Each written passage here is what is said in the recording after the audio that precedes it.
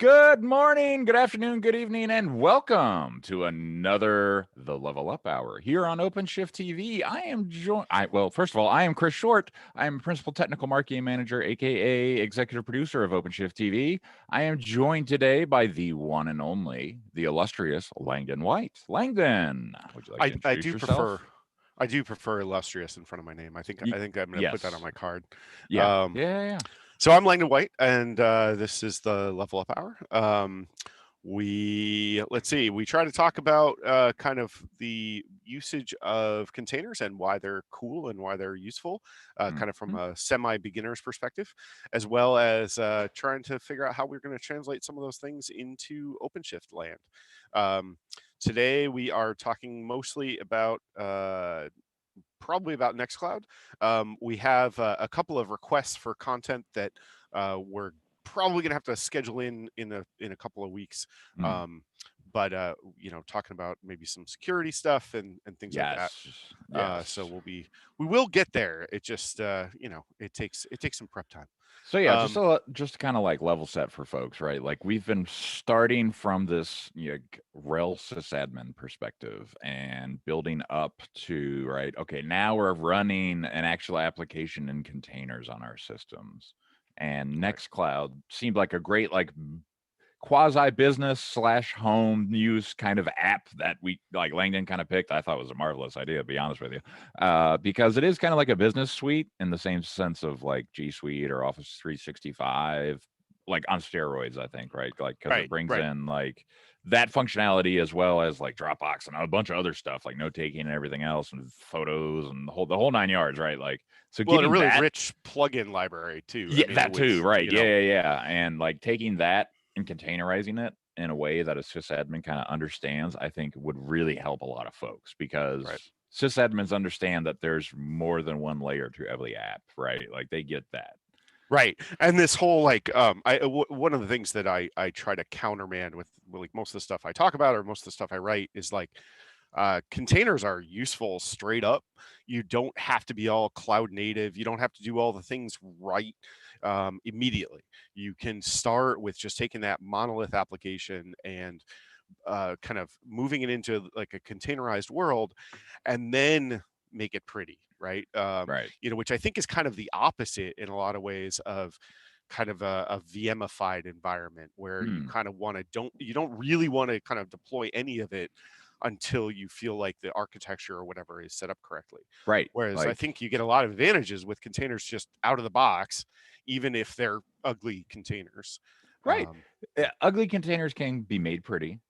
right. And the best part is iteration, right? Like iteration on a container is a lot easier than iteration on a VM, in my opinion, Oh, too right? true. Like, Yeah, yeah. totally. Yeah. Yeah, exactly. Um, so excuse me while I cough. Apparently my allergy meds are feeling extra special today. Oh, fun. Um, so I It will is that share most some wonderful time of year. exactly. Um, so sharing the typical slides in case you were lost. This is the Level Up Hour, which we try to rarely run only an hour just because it makes me giggle. Um, so but then again, I'm relatively easily amused. So as always, you can find us on Twitter. I'm at Langdon with a 1, and Mr. Short is at Chris Short. That's And correct. then you can chat with us on our Discord. And Chris will, I'm sure, be putting that fancy link in the chat in a moment Yes, stand using by. our friendly neighborhood Streamlab bot. Yep. Um, let's see, what's else? Oh, I did it Hmm. again. I forgot to update the slide. Since you brought up Discord, shout out to Radka. Thank you so much for your help with Discord last week. I feel like it is now in a place where we can like actually like leverage it better, if that makes sense. Like leverage it more. So Yeah, thank you so yeah. much for your help last week, Radka. Cannot Yeah, thank you she is enough. a rock star, and like actually, has been doing this kind of Discord and streaming thing and whatever stuff for a long time. Yeah. Um, Yeah.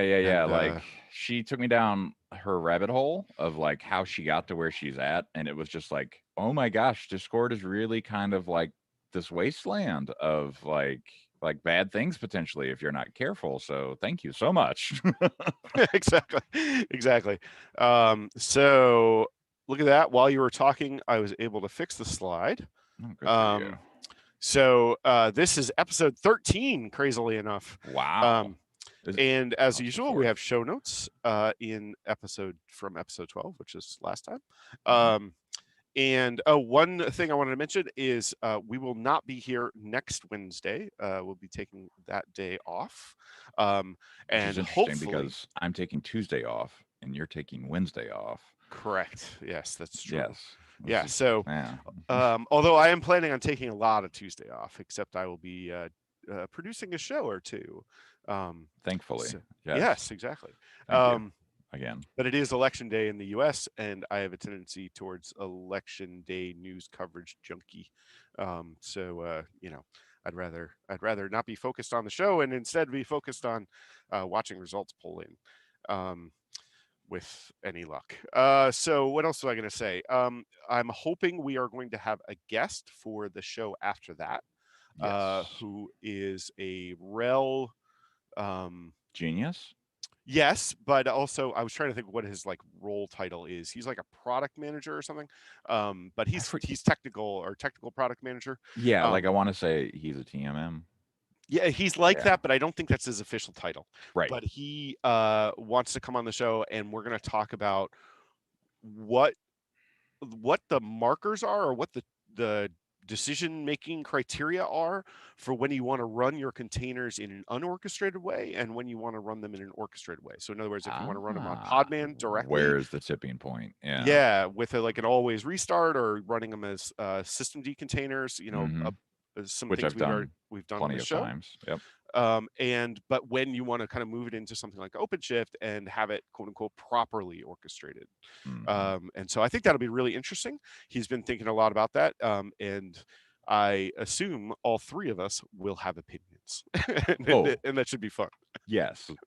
No, as someone that has run many a container in a kind of like one-off Podman kind of, just please run this container on this Raspberry Pi for me, thank you, please, and Right. like never respond unless something goes wrong, Yep. aka that Raspberry Pi over there. Yeah, I have opinions. Right. It's Exactly. not actually as hard as it sounds, to be honest with you. No, I run I two ZNC containers. I run a Task Warrior server container, as well as a website on top of that. Nice. And they just kind of do their plug thing, along and do their thing. Yeah, exactly. Right. Like you restart the box and, well, thank you, systemd. There they are. Yeah, exactly. Yeah. The only small caveat to that is one of my ZNC containers has to be connected to the VPN for Red Hat, which requires some human interaction. But it's generally speaking, it's in pretty good shape. Okay, cool. From an automation perspective. But I keep, of course, I don't know about you, but of course I keep futzing with them to make them better and better and well, yeah, more. like that's like the container manager's like thing, right? Like it's like a carpenter or a plumber, right? Like there's always What's funny, one more thing you can do, right? I think it's a software hardware technology person thing, where I was talking to a friend of mine, Matt DM, who's the leader of the Fedora project, and we were talking about how a lot of the things in our house don't really like get done, right? Like gardening and like fixing a door frame or whatever. Where Which reminds me, I need to hang up towel rods that we bought when we first moved into this house 3 years ago. Exactly. Right. Thank you. So what we were talking about though is like our parents, or our fathers in particular, as quasi sexist as that might be, used to putter a lot, and so they would kind of wander around the house and kind of fix stuff all the time, right? Yeah. Or wander around the garden or whatever their particular proclivity was. And he and I came to the conclusion that we also putter, but it's all tech, right? Yeah. So I putter around with my ZNC container rather than puttering around with hanging hooks for the bathroom or whatever. Right. And so we still do the exact same thing. It's just because it's software, nobody can see it. Well, and it's gotten to the point in my household where I've had to I'm notoriously either sometimes good or wonderful at explaining tech to people that don't understand tech. Right. Right. So like I've actually gotten to the point now where it's like I can talk to my wife. Like, so on my website, there's this thing and I have to update it because of X. And like I can explain like the X is an API change someplace out in the internet somewhere or whatever. And she gets it, right? Like she understands Right. that like, oh, that's a couple hours of work and you literally don't have any other time to do it. So like she gets it. So and The it's not time estimate is impressive. That's the part. I don't think my wife and I are quite to that point.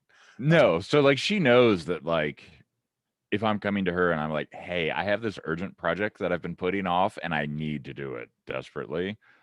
She knows that like, okay, how long do you think that's going to take? A couple hours? Like she knows to automatically put in the estimate, right? Like Yeah, yeah. to Does time. she do what She's I like do my with? PM. Well, does To she an do what I extent. do with tech lead as a tech lead or whatever? Is whatever number you give, double it, give or take.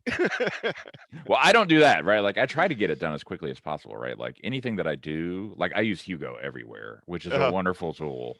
If you're into static websites, I highly recommend Hugo. But like there's 8 websites I maintain, and like for an example, I found this really cool thing called like website carbon calculator, and it actually tells you like how much energy your website consumes. So I was like, I want this on all 8 of my sites because I think this is a great idea because this A makes the web leaner and B gives everybody an idea that like, yeah, loading that extra JavaScript library does actually use some trees. Right. right. So Yeah, yeah. be extra careful with that stuff. Right. So I wanted to put that across all 8 of my websites, but I did it in 30 minutes. Nice. Right. So like Yeah.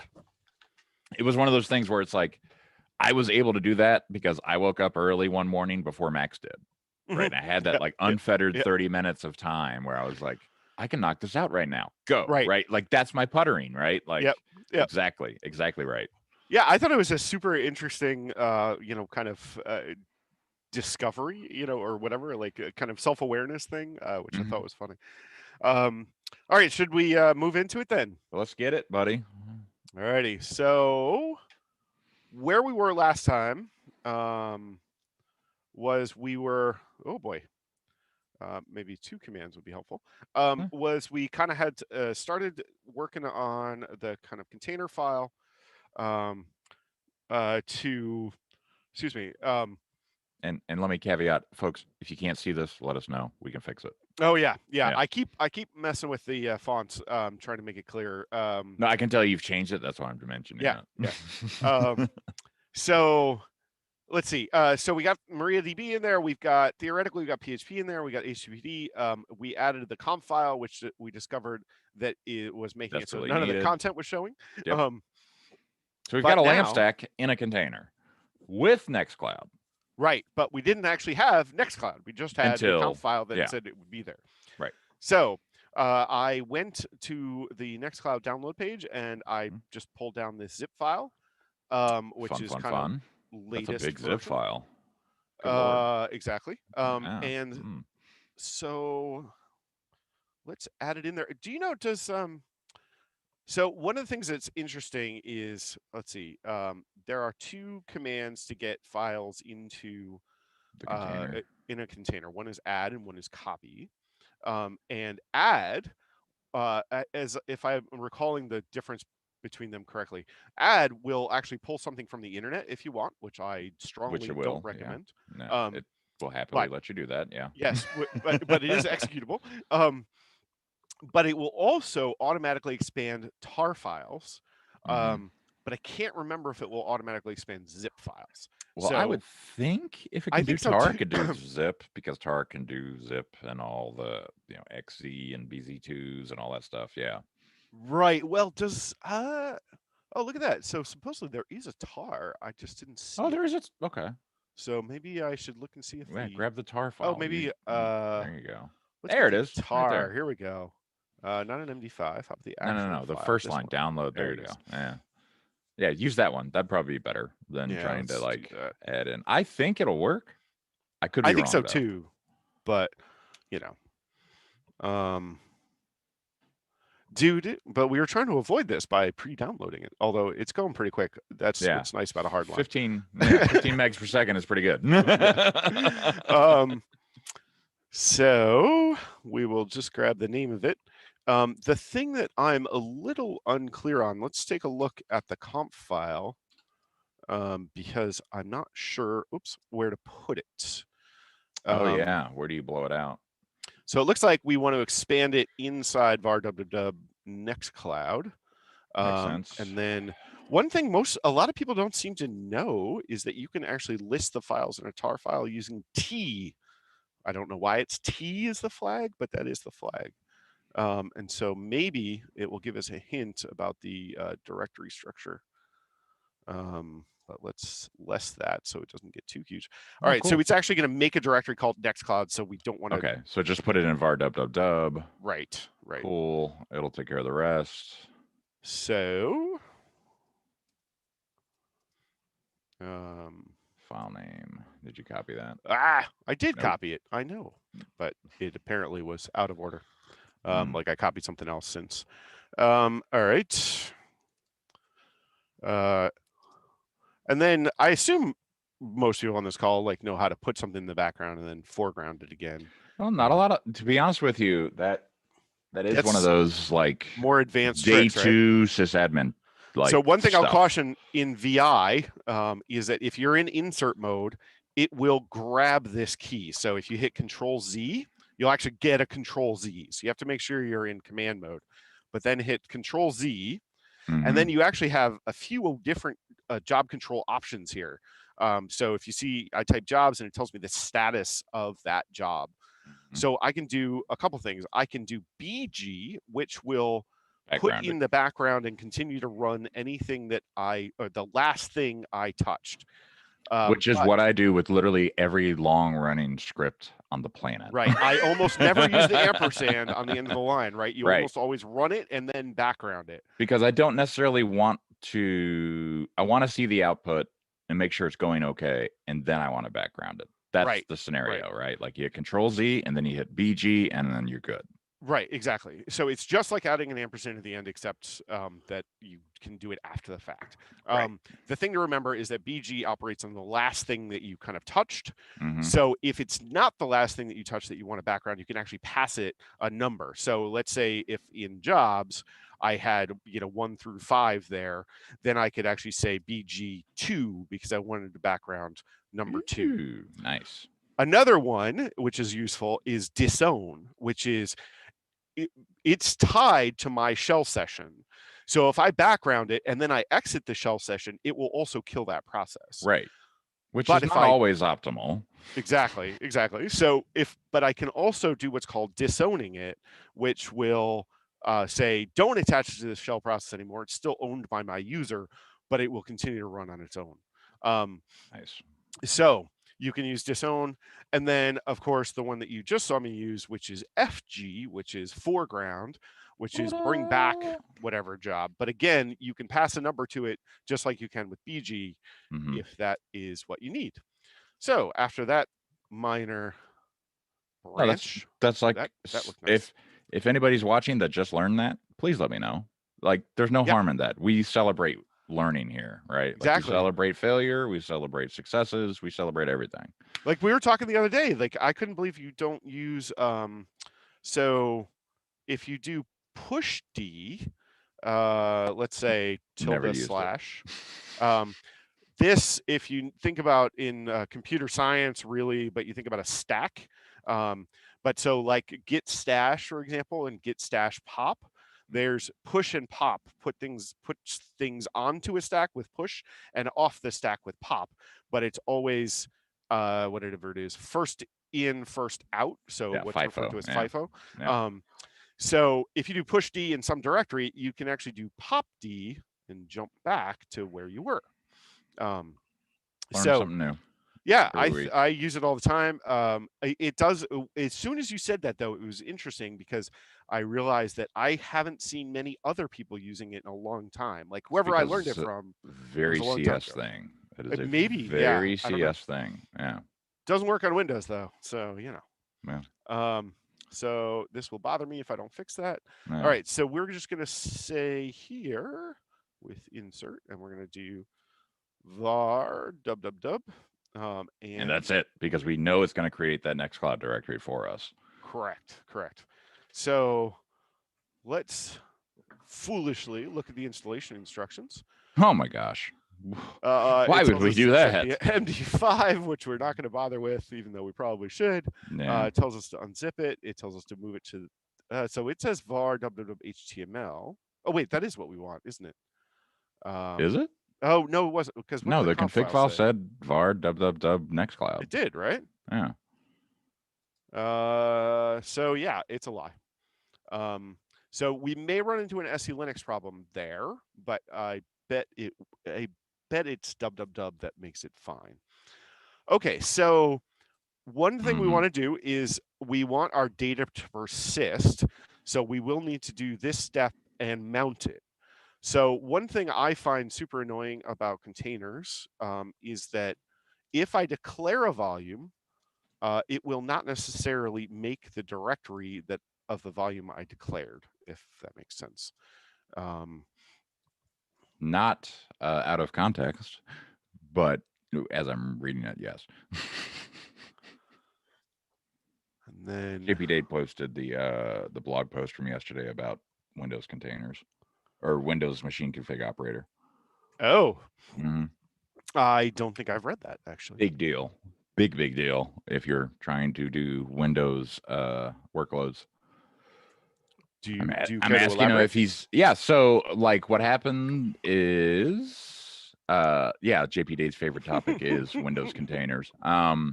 So running Windows workloads and OpenShift has been a regular request. We've known that for years. We really want that to happen, right? Like, trust me, we get it, right? So we've had the developer preview for running Windows Server containers in OpenShift for a while, since 4.4. We're about to release 4.6. The architecture involves letting Windows run Windows Server containers and RHEL Linux on OpenShift together, right? Like, that's the idea. So yesterday they announced that the first community release of the Windows Machine Config Operator, aka WMCO. This actually allowed you to run those Windows Server workloads on OpenShift 4.6 or higher on AWS and Azure right now. Okay, so those machine config operators, the machine config operator is a thing already in OpenShift, and what that does is, as the name states, it manages machines. It configures your machines as you see fit, right? So what it does is it says, "Oh, there's a new machine in my cluster. This is what it is." So now that you can do that with Windows machines, there is some significant progress here towards like actually having Windows servers accessible in OpenShift, right? Like as part of a normal machine set, Right. which is cool. Like that's like, groundbreaking in a sense, right? So we're moving in that direction and we're moving rapidly in that direction, right? So we're trying to do it, in our normal Red Hat way where we get community feedback. We want to bake in the right things and do the right thing. But like we understand that this is a high need and we're pushing as fast as we feel comfortable pushing it. Right. So JP Date has obviously read it. I'm curious his thoughts. 4.6 is not out or available to upgrade to. Actually, it is available as a nightly, which you can go get right now. Actually, 4.6 was released. Yeah, I think it's GA'd. I was looking for blog posts. Monday? Was it this week? It was literally yesterday was the blog yesterday, post. That's right. Yeah. So here's my problem, folks. I live in the future with Serena on Tuesdays. So I'm never sure on Wednesday morning if what I talked about yesterday was true or not. Right. Like, is that actually true today? I don't know. So sometimes I have to it takes me a little bit to level set from Tuesdays to Wednesdays on what's reality and what's in the future. So I'm never sure, because it's like I know what's in the pipe, and I'm not always sure when the trigger was actually pulled for GA or whatever. Like we have OpenShift service mesh is coming out any day now, and it was on a particular day and then it got shifted, and then like I particularly love when they shift one out and then shift it back in, and then I'm like super confused. I'm just like, whatever, I'll just wait for the blog post. Because I can never remember. Yeah. Yes. So I do remember seeing. We did release 4.6 yesterday. I'm sorry, folks. If it's not available in your cluster yet, it's probably because that operator hasn't picked up that there's an update available yet. So it's probably just a matter of time. Yeah, and there it is, available now. Thank you, Langdon. Yep. But yeah, like I never really know the date. Right. And I intentionally don't want to know the date of the release, right? Like a PM will come in, okay, so on Wednesday when we do the no, I don't want to know the date, right? Like I honestly swear away from the dates, because if you put a date in my head and I say something wrong, that creates problems. So Exactly. I never really want to know the date, which is different than how I operated on the Ansible team. Was I always wanted to know the date so that I could create the stuff, for the date. So Right. yeah. Yeah, no, I completely agree. I mean, and I will say with the because I'm pushing service mesh, which I'm a big fan of. Mhm. And so along with that GA, whenever that's supposed to happen exactly, I actually wrote an article that should be published about why you'd want to adopt a service mesh in your OpenShift. Beautiful. Because I like the concept, but then again, I am, as we've discussed on the show before, I come from a strong computer science background, and so aspect-oriented or cross-cutting concerns are really important to me, and service mesh delivers on that for your architecture rather than any given programming language. So yeah. All right, so back to the regularly scheduled programming. So what I tried to do was I switched to Apache user here so that when I do these operations, it will go in as the Apache user. And I think I'll have the right permissions to do that. This line in particular makes me leery. I'm not 100% sure if that's going to fly or if I need to be root. But we'll just try building it. And if we get an error, then we'll know what it is and we can go back and fix it. And JP Day says calculus and DVQ. Oh gosh. No, I actually took a particular computer science track at my university that did not include Calc 3. Like the reason I went down it was called the social science track. The reason I went down that track, not only because I also have an interest in social sciences like political science and sociology and all those things, but also because I could avoid Calc 3. So I am not a fan of Calc, but I am a big fan I'm of not a fan. I'm not graph a fan of theory. math, if that makes See, I sense. like what's funny is I like math. I always thought I didn't until I discovered all the math that is way more theoretical and doesn't just require memorization. So like graph Mm. theory and soap bubble geometry and things like that, which are a lot of fun and really interesting. And And they practical. expect you to look stuff up. Right. You don't have to like just memorize a bank of like Yeah. That calculus. was that was always my problem, right? Right. Like rote memorization and what is it? Not my Seeing bag. the absence of something. Those are two Yeah. sticking points for me, right? Yeah. Like I'm not gonna memorize anything, right? Like I'm going to have my spin on how I remember anything. I'm a human being. And Right. then B, uh seeing the absence of something is not something humans are good at. And this is where Well, computers come in, right? So like I and leave has my math to the computers. Well, it has come up on the show before. It's like I'm not good at memorizing anything I can look up. Mm. And I really like JP Dade's comment about he promised his professor if he passed him he would never take a math class again. And then InfoSec 812 linear algebra. I wanted to just point out because I try to point this out as often as possible. I actually had a job where I was a manager of a group of consultants who I needed to assign to projects, based on skill set and based on like vacation schedules and all that kind of stuff. And I used linear algebra to solve that problem. Shut up. I did. So Really? I actually used my college math to solve a real world problem, not even like I had to go implement something in code. Um, but yeah, Like a so like a like a staffing issue. Wow, that's yeah, well, impressive. because Yeah. that's what linear algebra is good for, right? Is like Right. how do you Yeah. fit all these, weirdly shaped pegs into those weirdly shaped holes? Hmm. Excuse me. Wow. So now All that we all right, know where we stand on math. exactly. Uh, so all right, so let's try and build this thing. Let's get it. And here is its first opportunity to tank. Oh, Yes. that looks Oh, good. Maybe okay. crossing fingers. It's definitely doing something in the background. Oh, one thing I want to point out here If is you do an HTOP right now, I'm assuming you'd see a lot of tar activity. I would hope or BZ2. Let's see. Narendev's here, so you can give out points whenever. Exactly. Uh, That's not my verse command. Mm, That one. I just don't remember what the IP is as usual. I'm probably going to be done before I finally manage to log in. I actually thought this one was already logged in. And I bet HTOP is also not installed by default. Nope. of course not. But let's see if it's done cooking. It is, but it got angry at me because, a permission denied, just not where I expected it. Interesting. All right, so I think we should probably do a chown because we want that stuff owned by Apache anyway. Right. So, Or is it Apache or HTTPD? I thought the user was Apache and the I get the two flavors of the OS install is mixed up. HTTPD. Yeah. This is the one, like, and such a common thing for kind of Linux users.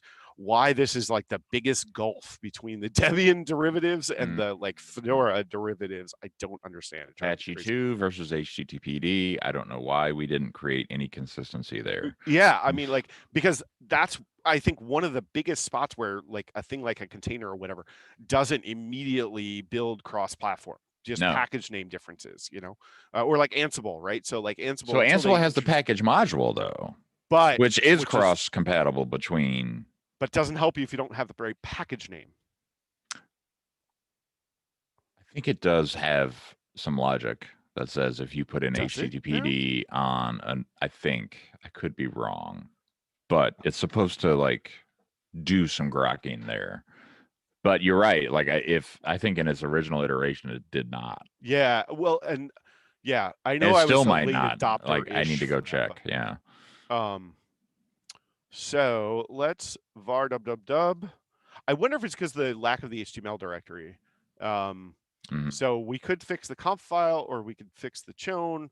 Let's put However you want. -r in here. Yeah, there you go. And let's just see if that works. Oops.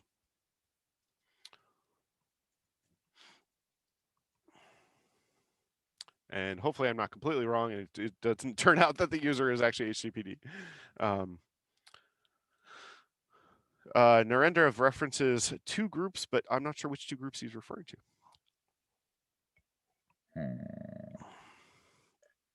When we do a lot of builds on this show, we do better with the chat.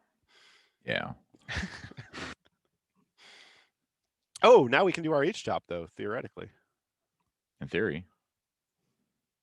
Oh, boy. Once you accept that thing. That doesn't come out on this color very well at all, does it? Oh, no, it doesn't. Why is man taking so many things? Anyway, at least it's building. Yeah, it's definitely doing a lot of work. It's funny that those processes spin up as Podman and not like something more. If you hit C in top, what happens? Or just hit C here. HTOP? Yeah. Nothing, apparently. Nothing. Okay. Well, maybe it's done. Did it finish? Oh, possibly. Yeah. Yes. Still perms denied. So you need to run it as root. Yeah, I guess the makedir is not liking my subdirectory, which is annoying because I hate switching users like 67 times in my container file. Oops. It's one of those, I got into a Vim position that I don't know how to get out of, so I just exit and come back. Yeah. It's like me and Git. Oh, there's Git repos, foobar. Yeah, delete it, start over, reclone. Yeah, copy it over here, bring in the things you changed, and put them back in a new, fresh clone. All right, let's see. Oh, actually, let's move this down because I like putting all the like public information together. Not that it matters that much, but just like from a prettiness perspective. All right. So, and it's not going to matter on our, whatever you call the word. It's not going to matter for caching.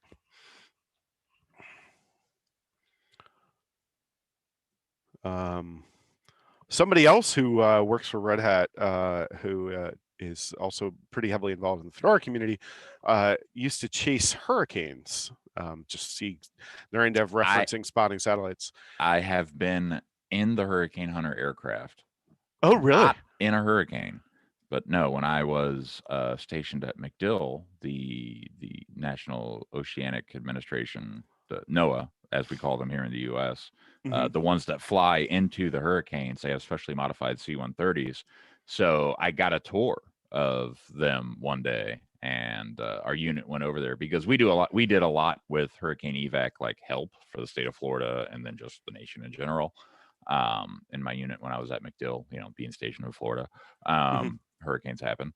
So like they were like, hey, you want to go see the hurricane hunters? They invited us over to like come check them out and everything, right? Like they really appreciate the help we do for them. And I was like, yeah, sure, let's go see. And in the bottom of no kidding, in the bottom of these C-130s, they have like little tubes, like the tubes in the bank, the like pneumatic, but they're Yeah, not pneumatic.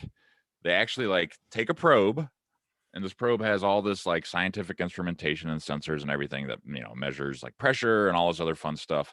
They take this probe and they literally shove it through the bottom of the aircraft into the storm. neat. Yeah, like it is so cool. Like that C-130 has been so modified Right. and like hardened just for hurricane hunting, right? Like they talk about like crosswinds and the hundreds of miles an hour and like how the pilots have to navigate through that. Right. And it's like that sounds exciting. And one of my buddies, right, like he was an airborne, so he jumped out of airplanes for fun. Right. He was like, is there I'm any just way jumping out I of a could perfectly go airplane. for a ride in a real hurricane? They're like,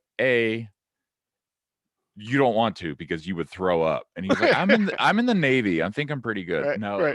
like they literally said, it's like, no, actually the Navy guys do the worst. That's awesome. I used to know another guy actually who used to he's not really sure how he fell into this, but he was a volunteer member of the NASA zero gravity test fleets. Ooh, that would be So, amazing. yeah, so basically in the summertime, I don't know why it was always in the summers, but it was always in the summers, and he would take a few weeks off here and there, and basically go and do zero G flights, where which is very much vomit inducing. Yes. yeah. He said at the beginning it's pretty rough, but you Yeah. get used to it. Yeah. So all right, No, and like living in Florida, Kennedy was right across the Space Coast, so like it was like, yeah, like I got to play with a lot of fun stuff. So let's just make sure our thing launched correctly, which it looks like it did. So let's log into it and see if it's actually working. IT EA7 bin bash. And the only thing I did while we were talking was I just launched the container, but I created a directory to volume mount for the Nextcloud data to see that it would be there. Not mount. I really want it to be an opt, so it's hard on my fingers.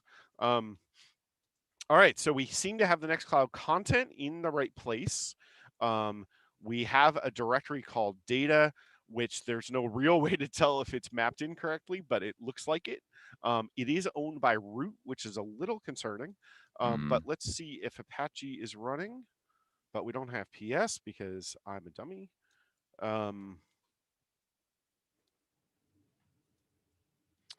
And we'll add it in our container just to make it so our lives are easier later.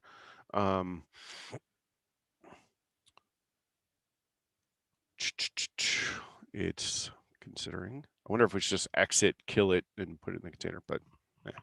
Oh, yeah. Let's just do it this way. So vi.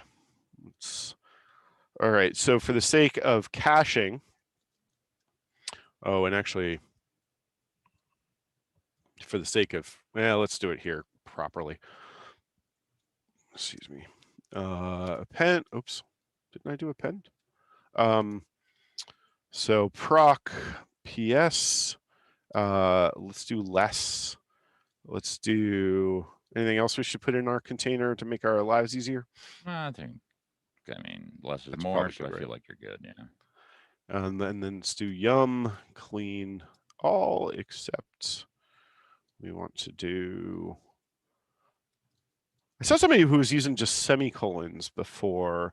So if you're unaware too. Yes, the dangers of semicolons and ampersands. Yeah, so ampersands, double ampersand means if this command completes successfully, then run the next command.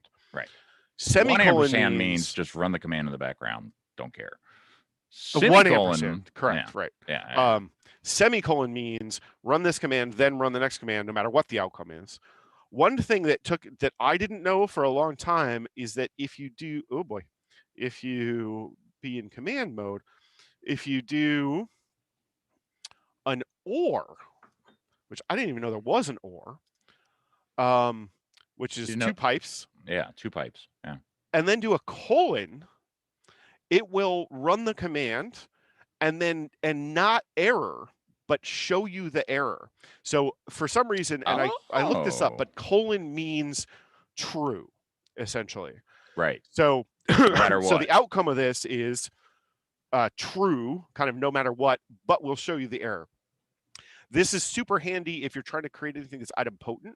So I use this, for example, in Ansible a lot, like this construct, because the first time I go through, or Vagrant is also another really good example. So if you use Vagrant files, so the first time through, it does some operation that errors if you try to do it again. For example, a make directory.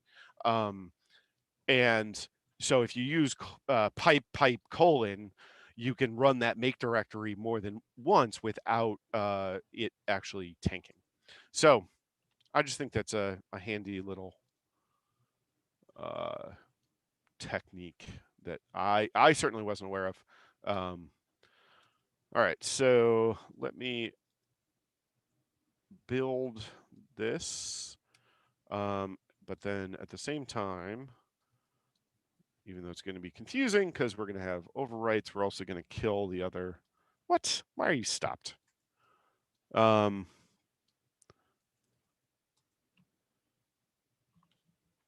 right, so yeah, so for some reason, if you send a Podman build to the background, it will stop.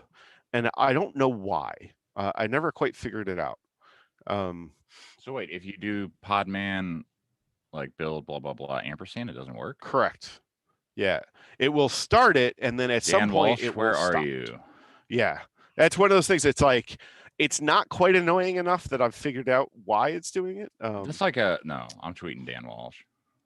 There you go. Right. Actually, speaking of, I get him on the show sometime. Well, I was also going to say they fixed one of my bugs. I was very excited. Oh, good. That I think came up on this show. I'm trying to remember if it did or not. But so what was it? Oh, so when we were playing with the run label, let me just see if I can find the issue. So when we were playing with the run label concept, we ran into a bug, which was that if it didn't have a run label, it would throw up. And I filed a bug, and they fixed it, which I was pretty excited about. I haven't actually tested it to see if the version that is shipping actually carries the fix yet. But if you recall, if you tried to do a run label and then one didn't have one, it would panic. And the reason was basically because I think it was because they were assuming there was a run label there, and even though the array was 0, they were trying to pull something out of it. Most programming languages don't like that idea, so it would error. But they fixed it, and so I was excited. Good. That's a good thing. I like fixes. Yeah, me too. I don't know why this thing won't move off of here anymore. You can't move it out of the shared window anymore. It's like a feature or something. Okay, build is done. So we're gonna just run this Yahoo again. And then let's just do 21E. Another tidbit too is if you do a Podman run like that, the exit value will be the pod container ID. So you can use that in scripts if that ever comes in handy. Coolio. So we have HTTPD running. It is running as user Apache, which is a good sign. But it looks like maybe I should build everything as root. Potentially. And then do the chown at the end, which is annoying. But well, I mean, that's kind of expected to be honest with you, right? Like that chown is usually the last thing I do before restarting the web server. Oops. So we will do this, and then we will do this. Sorry, just checking that I didn't make any stupid mistakes. All right, so that should be correct. I wonder, let's just move this below here again, because I like my container files to be pretty. So I want to put all the operations related to the directory structure together, and then the operations related to running the system together. And we are doing a lot of building today. Let's see, what was the ID? It was 21E.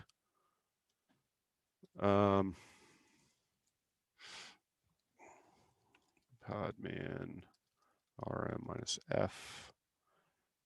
So you might know the answer to this question. JP Dade's asking. There used to be like a boot to Podman project. Is that still I heard it active? I heard it went south. And I can't remember why. There was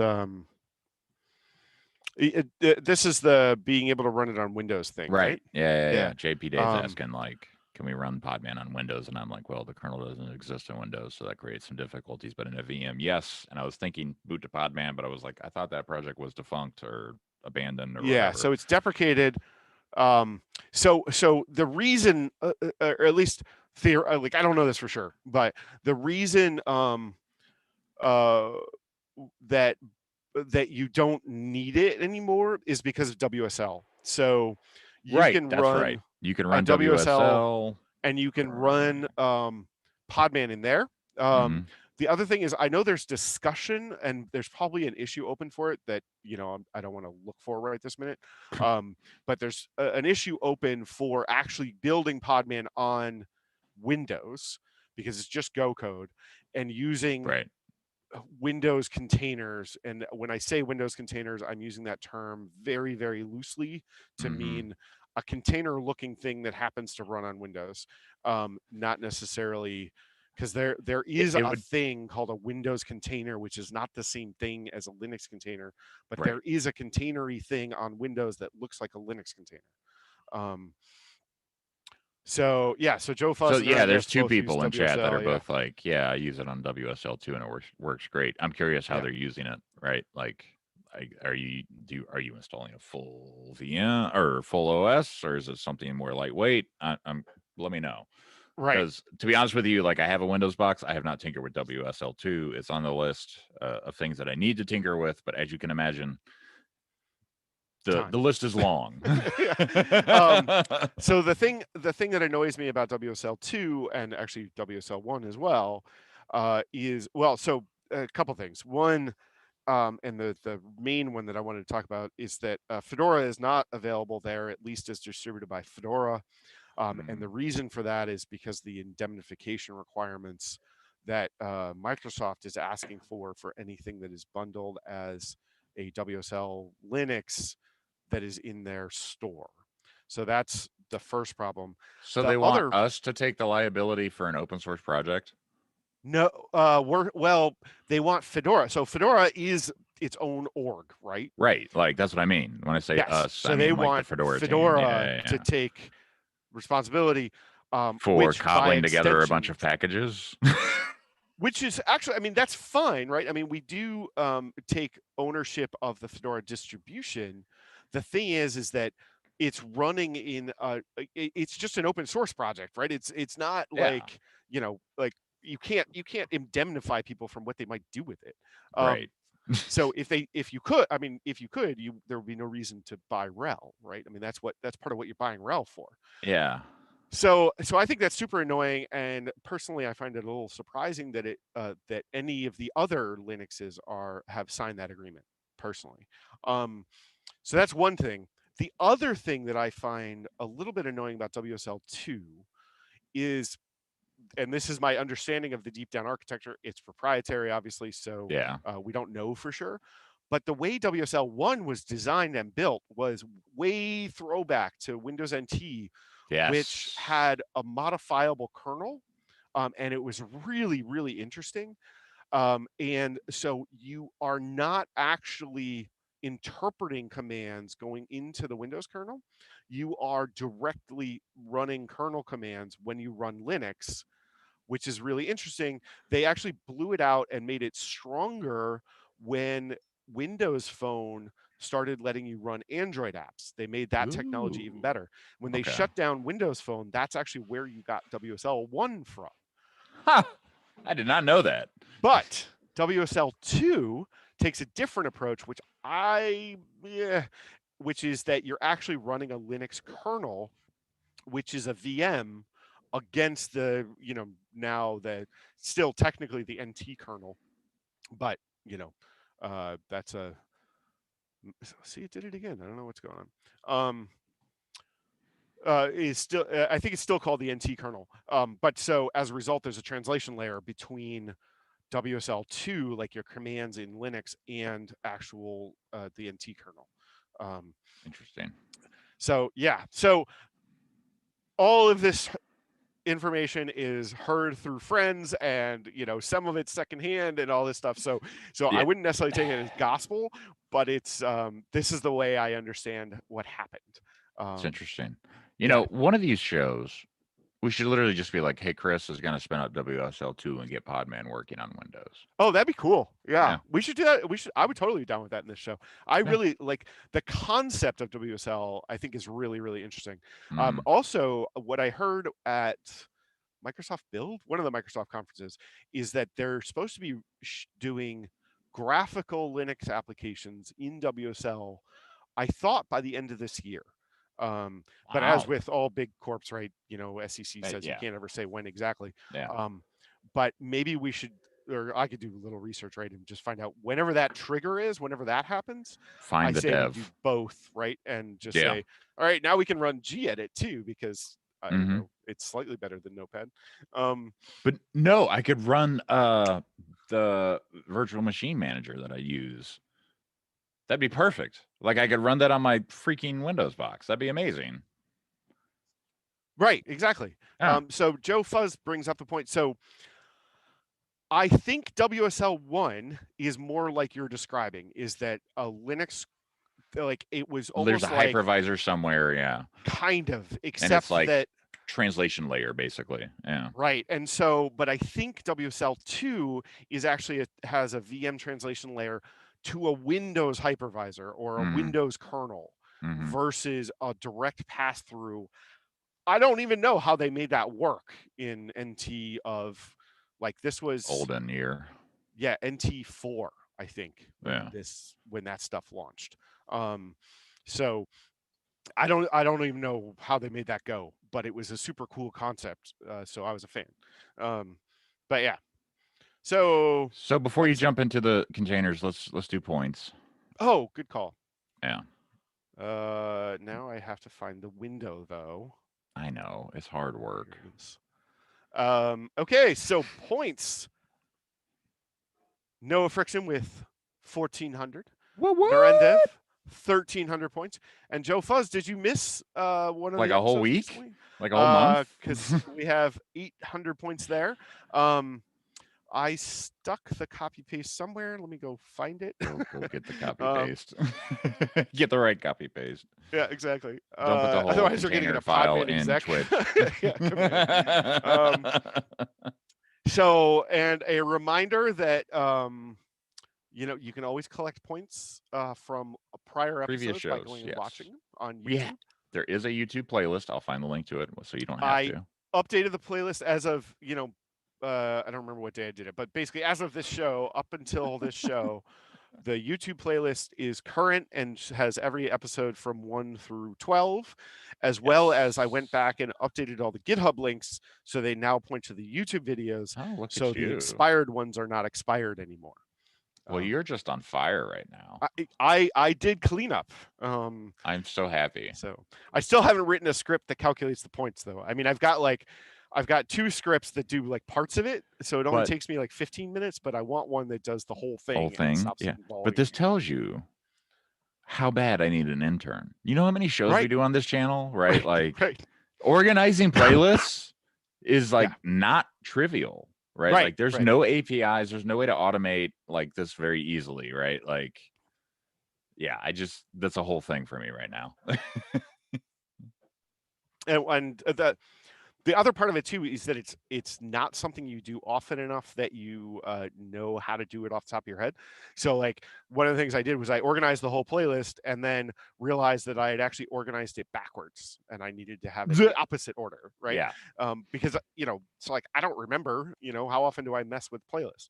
Mm-hmm. Oh yeah, no, like it's one of those things where I wish there was more automation around YouTube playlists. Yeah, exactly. For sure. Yeah, that would be much better. Mm-hmm. And let's see what else. So we may also we may have some access to KubeCon NA. So the KubeCon North America is 2 weeks. It's like the 17th of November. And if you are in the top points getters and you ping me on Discord, some of you I may have pinged on Discord already, and you are interested in going to KubeCon, I may be able to get you a ticket.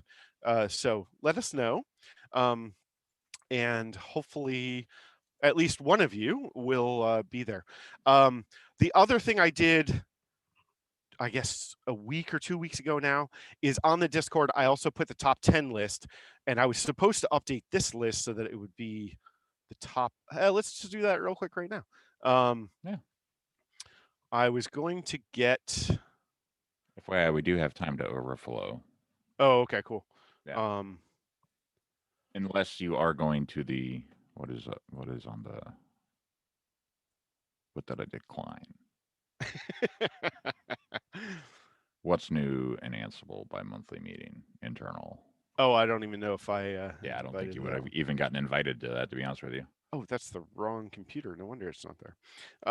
17 messages were deleted by a moderator? What the fuck?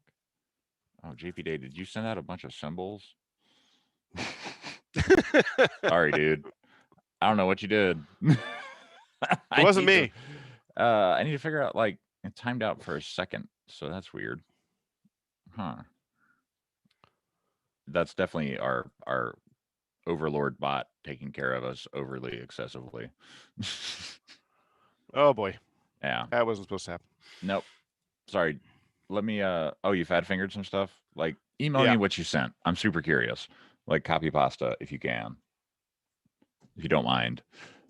Cuz we're trying. No, I didn't do it on there. I'm talking about in the moderation. Something got moderated. 17 messages were deleted by moderator. Yeah, the moderator was Streamlabs. So I'm trying to figure out what happened so that the fat fingers don't get moderated. Oh, you put a message in about KubeCon. That's weird. I wonder if it picked up like M dashes as symbols or something. Yeah, let me tune that bot after the show. But anyways, what do we got going here? Me mathing.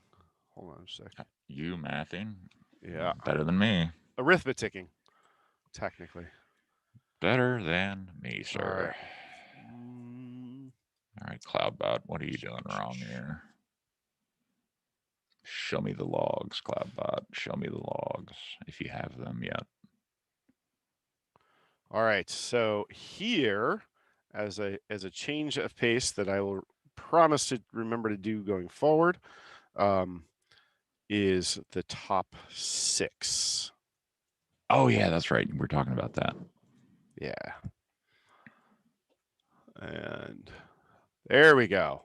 Oh, fancy. So yeah, I didn't even realize there was actually a tie for third place. I must not have had enough coffee when I was looking at it this morning. So here are the top 6, and I think last week or something in the Discord, I actually put the top 10.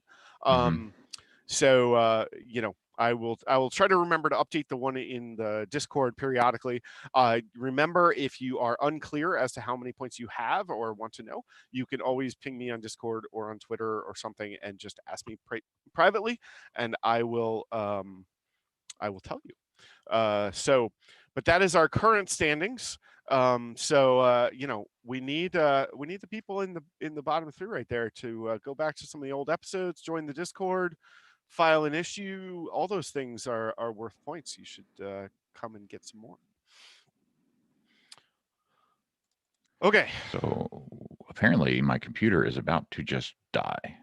So that's sad. Yes. It literally told me I have an unstable internet connection. No, the CPU is at 100%. Sorry. Those seem like the same thing. Yeah. That didn't work. So running our dealio. All right, did anybody have any other questions about points just while I'm typing? There are no questions about points. There is a question: is OpenShift deployment or setup can be automated with Terraform like kops and AWS? Actually, the OpenShift installer uses Terraform, so we would prefer you use the OpenShift installer, to be honest with you, Narendev, because that is going to give you a more unified experience. I'll just put it like that: a more OpenShift experience, not a raw kops AWS type experience. So yeah. So I realized that when I ran it last time, I forgot to actually expose any ports. So that's a problem. Let's look. And now, in theory, let's see. I think my network routing here.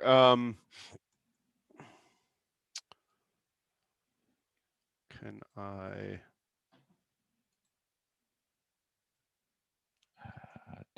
I did that wrong. Oh, that's not going to work. I wish there was a way in Restream chat to be like, message all these channels, but this one. Because the bots work in Twitch just fine, but the bots don't always transfer over to the other services. So yeah, it's weird. Right. All right, so let's try SSL first, just for the sake of doing it. 33973. All right, let's see what we get.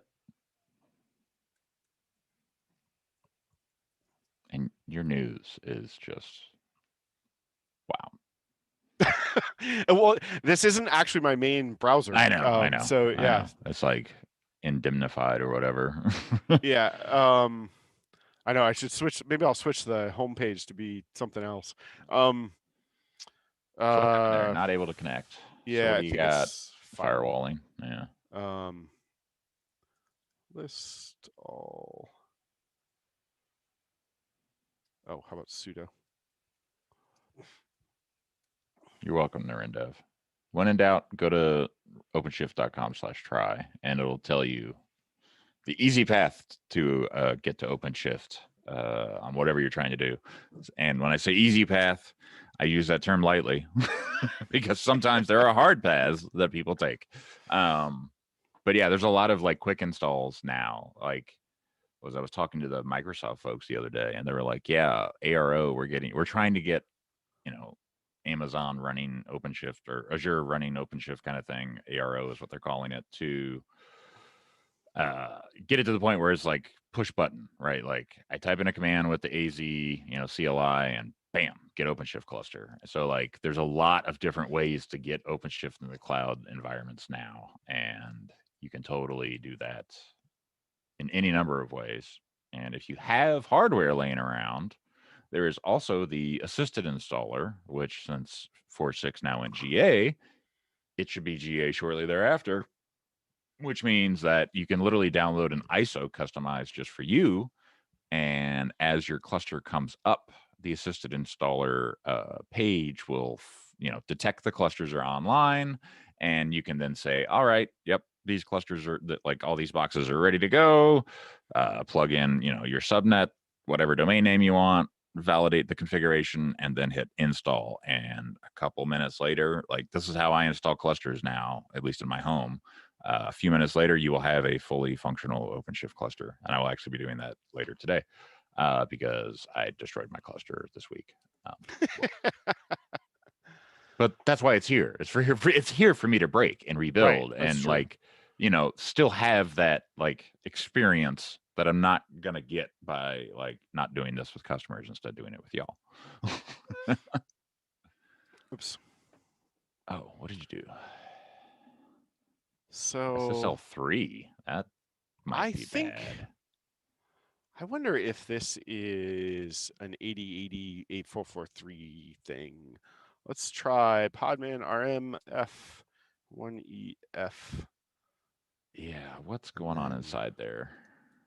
Do you have the SS installed there?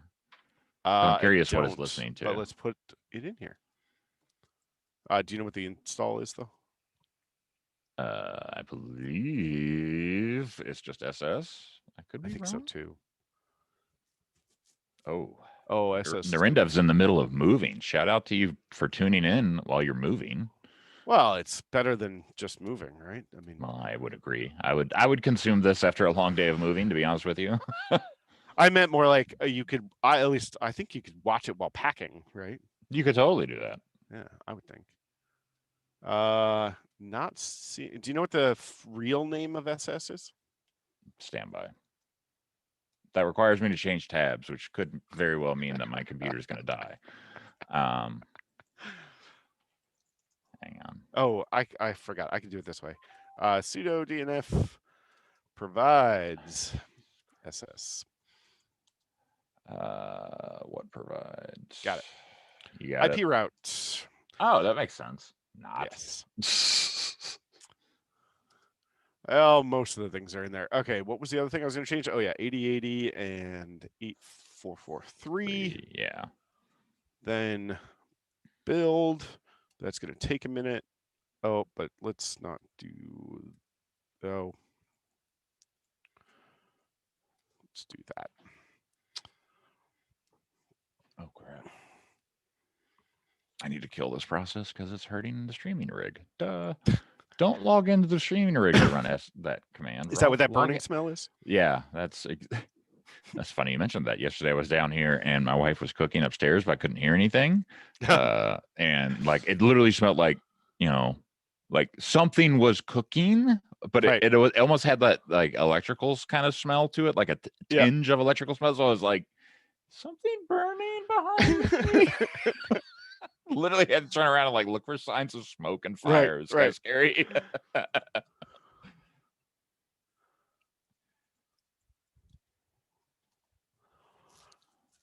run it on the 32 CPU server. Yeah, this will tell me better, faster. Although Fedora 33 was released yesterday, so now I have to update. That's true. Caching and stuff. So yeah. Yeah, I'm pretty happy. Are busted. We're actually this is it right here. This is because I was running the beta. Oh yeah.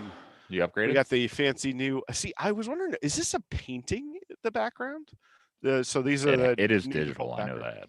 It's digital art. Yeah, versus a still, right? Like I was looking at it, I was like, I'm not sure. But one of the things I really like in the recent versions of GNOME or whatever is the background that changes over the course of the day based on kind of light. Time. Yeah, or time. Love that. Love that feature. I think it's cool. I'm very easily amused. As am I. But yeah, so I'm running ButterFS. I am running Performance hit at all? Because no, I've been running actually ButterFS. I actually moved to ButterFS on a 32 install because I'm part of the workstation working group and I wanted to, kind of eat my own dog food. And yeah, it's been great, honestly. Wow. Okay. Yeah, haven't noticed any problems at all, except that I have more space. And I don't have to futz around with this space, because normally when I do is I create an LVM that's my full disk, but then I only allocate say 10 gigs to root, 10 gigs to home, and then I also usually use a separate opt and a separate var, you know, and then I have a separate VMs one. And basically I say, okay, give another 2 gigs to the VMs area because I need to create another VM, or give another 2 gigs to var because I want to build some more containers. So you turn yourself into an LVM admin. Yeah, basically. And with Btrfs, I can still have the separate volumes, so I can still have them logically separated, as well as if I want to do an upgrade or whatever, I can blow away root without blowing away my VMs directory. But Interesting. I don't have to manage the space between them. Right. It's super Yeah. nice. Okay, cool. So we'll run that Yahoo, and let's do Podman PS. I knocked over the firewall, so that should be working. Thank you. And let's just try. When in doubt, turn off all security. Yeah, usually that's what I do, but it's what I'm very impressed myself with in the last, 8 or 10 years is I turn it back on again. I turn it all off, and then I figure out what's wrong, and then I turn it back on again. Yep. That's exactly what I do. That didn't work, which is sad. Uh-oh. Oh, but so now we have SS, we can find out where it's actually listening. Yes.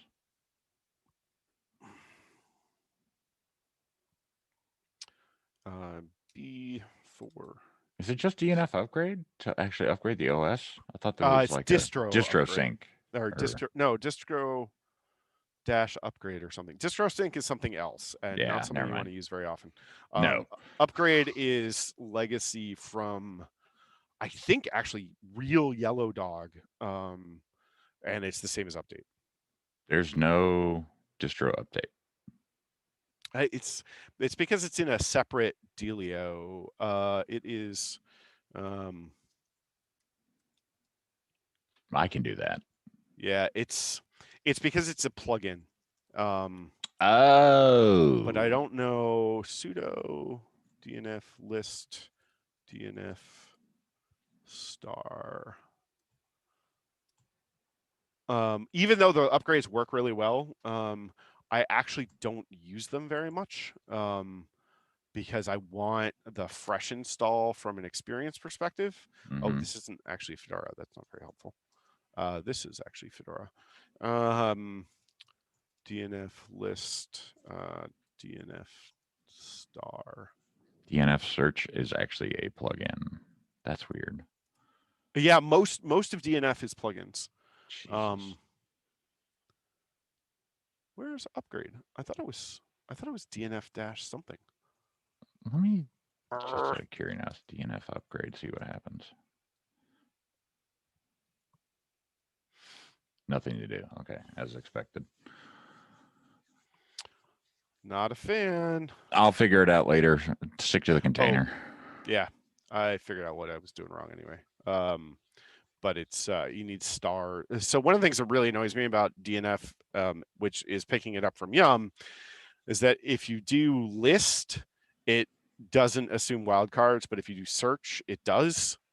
And so I forget when going back and forth between the two. Nice. Yeah, it's annoying. So, okay, so how do we find out where it's listening? It does not seem to be listening at all. Or what's the SS command for listen? NLP dash NLP. So natural language processing. There you go. So let's see. There should be a process, and it should be listening on somewhere. This one maybe. So PHP FPM. It doesn't tell you what port it's listening on, though, which is not encouraging. It says 80, so you might have to try the unsecure side. No, so I set it to 8080. Where do you see 80? I see 80 as the last line. I see 3306 for MySQL. Oh, I see. So like those are system level things that are open, right? Yeah. Okay. So, yeah, and 3306 is Maria, so that should be right. So let's vi container file. Just for, I will invariably have to do this again. And if this doesn't work, we need to consider wrapping it up so I can actually figure out what debacle is in store for me if I reboot my laptop. Oops.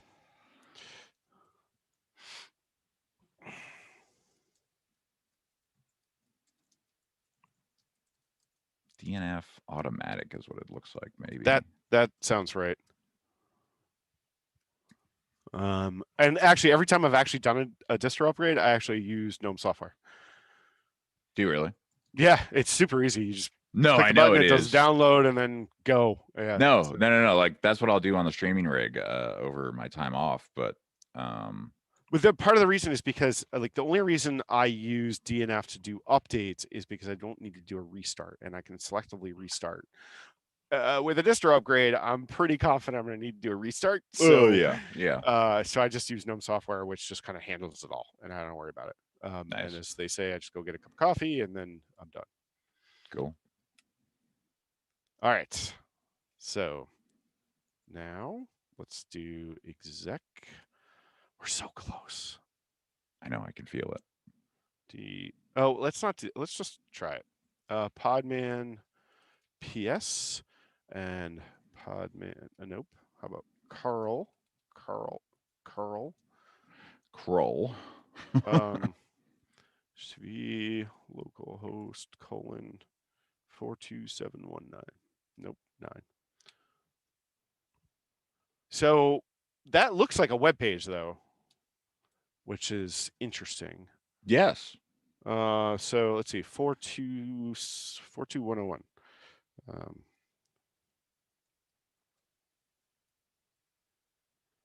So I don't know. 42719. Okay, so that is an SSL error, which means right, which makes just do a something. -K. Oh, good call. Right, yeah. But something's there, even though it can't connect. That's weird. If you do a -K, oh, you still get that. Ooh. Do you not have good certs? Like any certs? It should have the default cert. Okay. Let's try. Just do it without the certs. See if that Yeah, works. I did. This one. Is that what failed?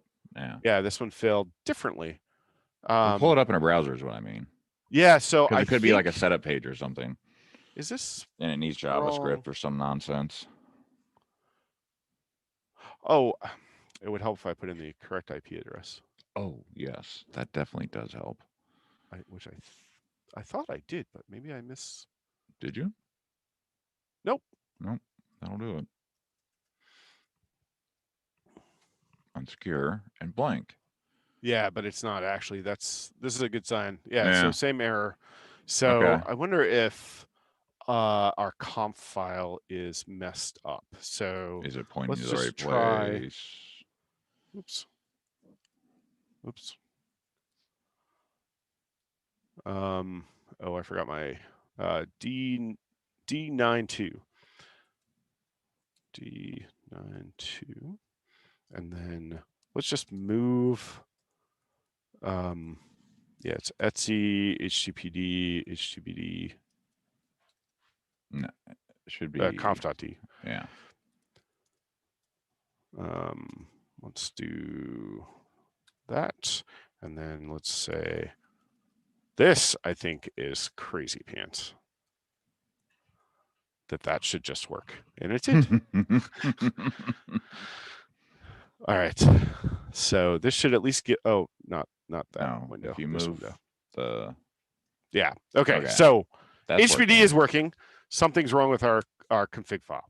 Mm-hmm. So that's cool. So I would say, want to call it a day here, and we'll fix the config file. I feel like the config file might be more Ubuntu Debian tailored than. That's what I was wondering, but I thought we RHEL grabbed tailored. the right one. I don't know, to be honest with you. Also, do you have those modules installed? Oh. Yeah. Not that would actually break. We should be getting a different error. Right. You know? Oops. Yeah. Okay. So that's for next time, I think. Let me do one quick thing, which give it a whirl.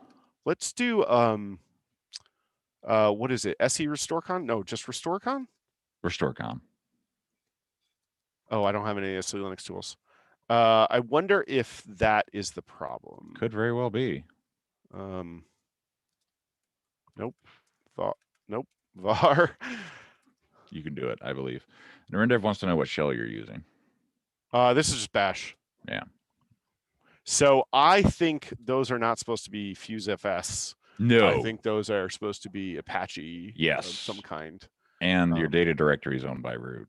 Which, that's fine. It should give us in Nextcloud, it should be yelling at us that it can't save like uploads.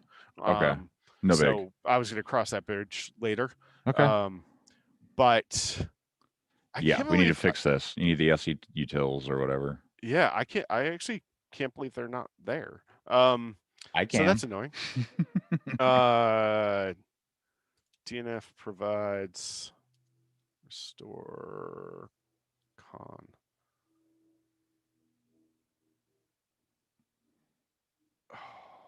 Loading. Oh gosh, I already got a cache. Hang on.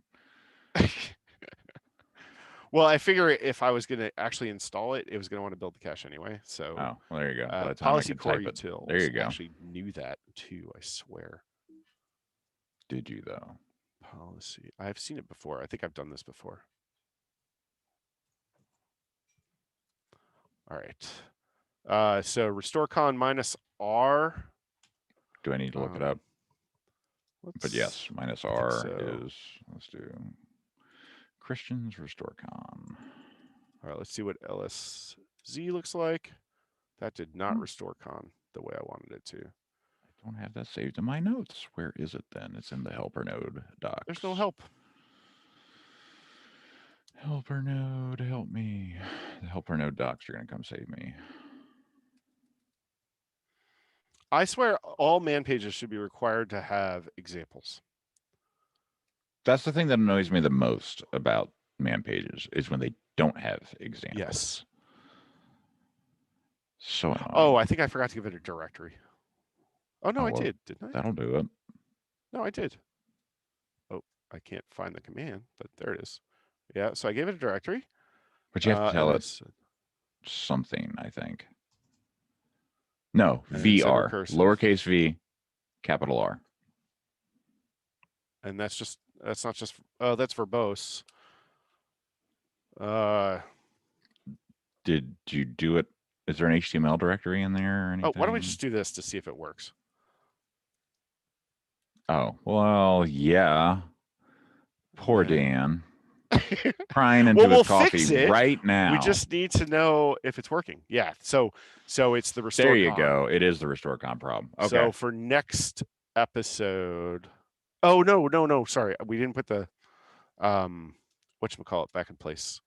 CP. Oh, the move. Yeah. Yeah. Nextcloud to Etsy HTTPD conf.d. And then restart. Which I probably could just do a reload, but you know. Who cares? It's still blank, but there still should blank. Be. Oh, well, shoot. All right. Well, I'll say let's fix it next time. Yep. Sounds good to me. But we're everybody. Close. We're close. We're very close. 3 weeks left. No sarcasm from you. Yeah. No, none. All right, folks. Thank you for joining us on this Level Up Hour as we fumbled through making a container and learned many, many things about our audience and ourselves. And I did learn something new today, Langdon. So thank you. Awesome. And like that's always the goal, right?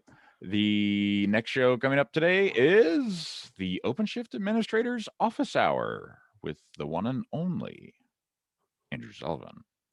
In approximately 30 minutes? And yes, 35 minutes to be exact. Sweet. So we will see you all then. Thank you for joining. Until then, kick the tires on OpenShift, light the fires, get us some questions. We would love to answer them. And you can ask any of your questions at any point in time on this channel. It's getting to the point where it's like there's only a handful of shows where you can't ask questions. right? Right. And don't forget to collect those internet points. And sweet internet points in the Discord. So, anything else? We're good. All right, buddy. Thank you again for a wonderful show this week. And thank you, everyone, for tuning in. I will see you all in a few minutes.